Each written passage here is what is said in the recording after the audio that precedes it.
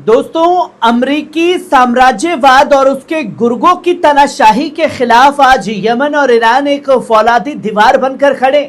बेगुनाह अवाम पर बरसाए गए अमेरिकी बम और जालिम ट्रंप हुकूमत की साजिशें हक पर अड़े इन जाबाजों के हौसले को तोड़ नहीं पा रही है।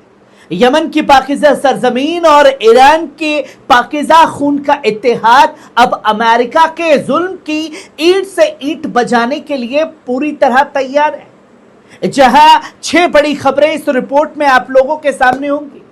अब सबसे पहले इस खबर पर नजर डालिए।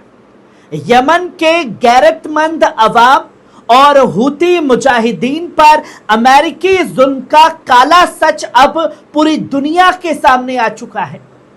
अमेरिका के महकमे जंग यानी कि पेंटागन ने खुद अपनी रिपोर्ट में कबूल किया है कि 2025 में यमन पर हुए अमेरिकी हमलों में 153 बेगुनाह नागरिक मारे गए और 243 बेकसूर लोग बुरी तरह जख्मी हुए।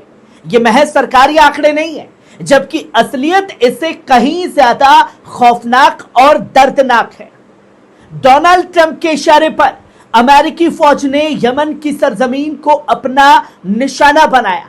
अप्रैल 2025 में हुए 3 बड़े हवाई हमलों ने यमन की बेगुनाह अवाम की जिंदगियां तबाह कर दी। 6 अप्रैल 5 बेगुनाह नागरिक शहीद और 25 जख्मी।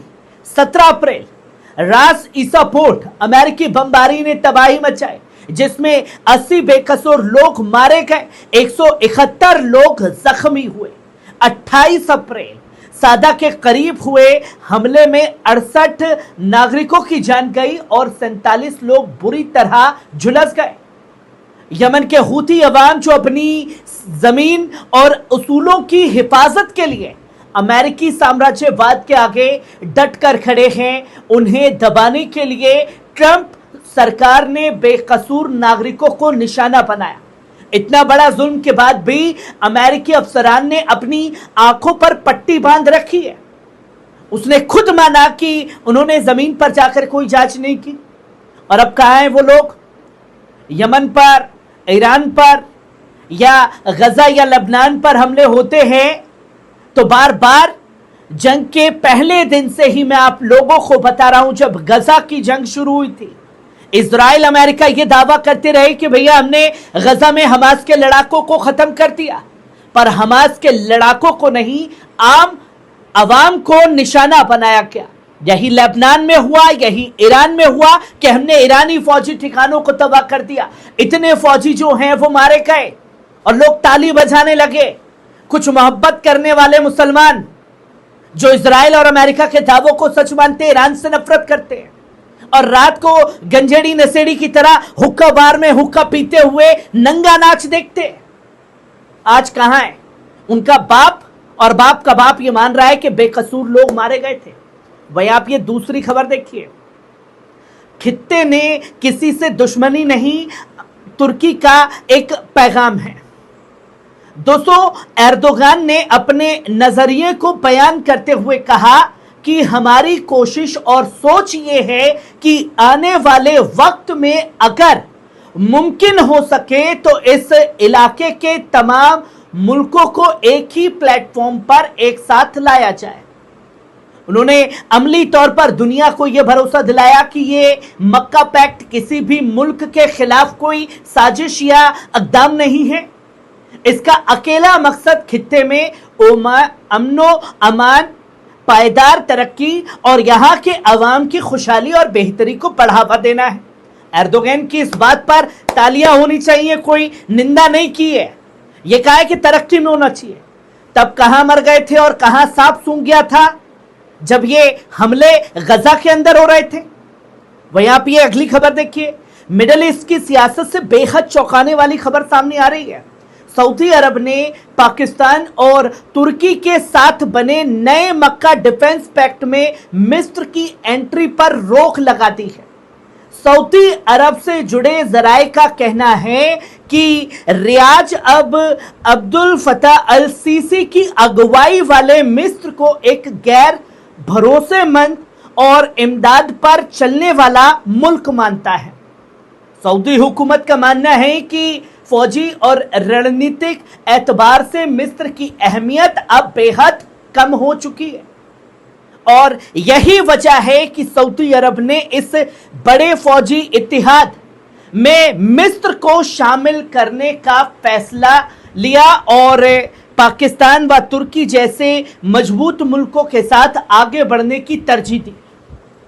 इस कदम ने अब अरब दुनिया और इलाकाई सियासत के बदलते समीकरणों को भी साफ कर दिया है।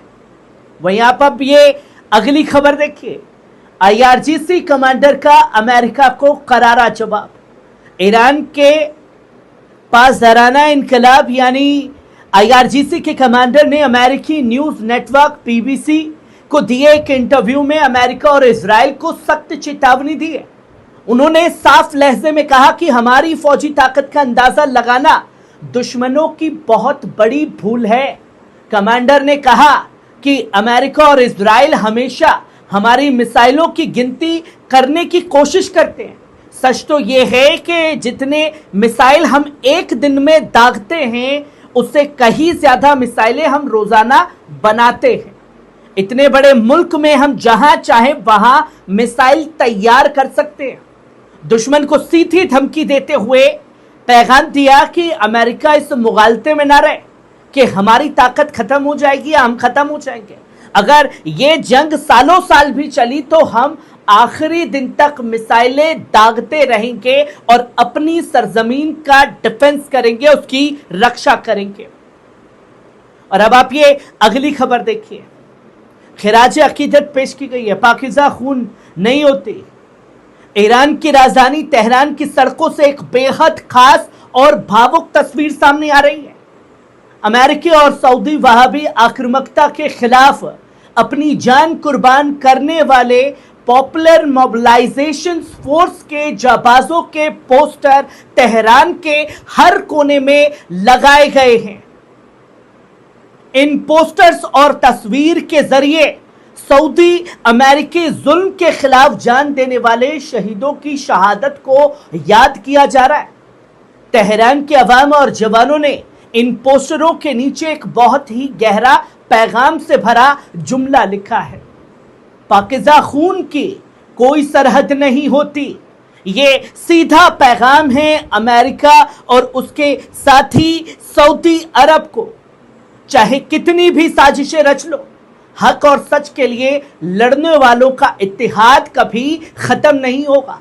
सरहदें भले ही अलग हों, लेकिन जुल्म के खिलाफ बहने वाला हर बेगुनाह का खून एक ही मकसद और एक ही ताकत बन जाता है। ये खास तौर पर सऊदी अरब को समझने की जरूरत है।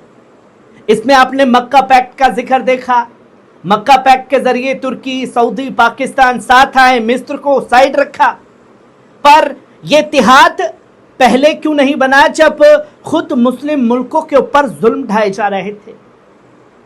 और जो लोग ये आंक रहे हैं कि अमेरिका ने ईरान को खत्म कर दिया है, IRGC के कमांडर ये खुलकर ऐलान कर रहे हैं कि हम आखिरी सांस तक आखिरी मिसाइल दागने का काम करेंगे, चाहे जंग अब कितनी ही लंबी क्यों ना छिड़ जाए। ईरान, यमन किस तरीके से लगातार अमेरिका और इजराइल का सामना कर रहे हैं, ये किसी से ढकी छुपी बात नहीं रह गई है। खबर कैसी लगी कमेंट बॉक्स में आकर के अपनी राय जरूर दीजिएगा। शुक्रिया।